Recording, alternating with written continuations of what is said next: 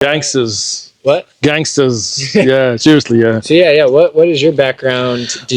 I'm ethnically Pashtun from the northern areas of Pakistan. Okay. But I left Pakistan when I was very young.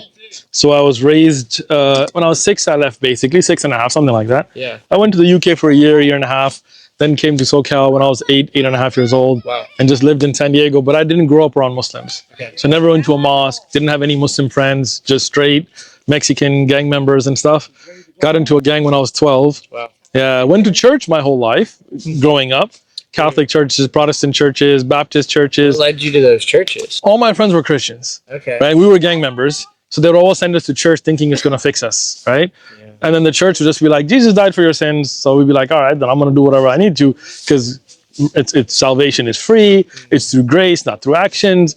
So we continued our gangster lifestyle thinking, well, we're still going to go to heaven because we believe in Jesus, right? Which didn't help any, right? Yeah, I think you and I both know that that's also not the way of Jesus. I agree with you. He does not just preach belief with no actions. Faith without action is fruitless, is in the Bible, right? But this is what the church taught us. Yeah. They taught us, look, you just have to believe in Jesus. He everything that would condemn you was thrown on him. Yeah. And he paid the price. Yeah, so any sin that you have, you're free from by believing in Jesus.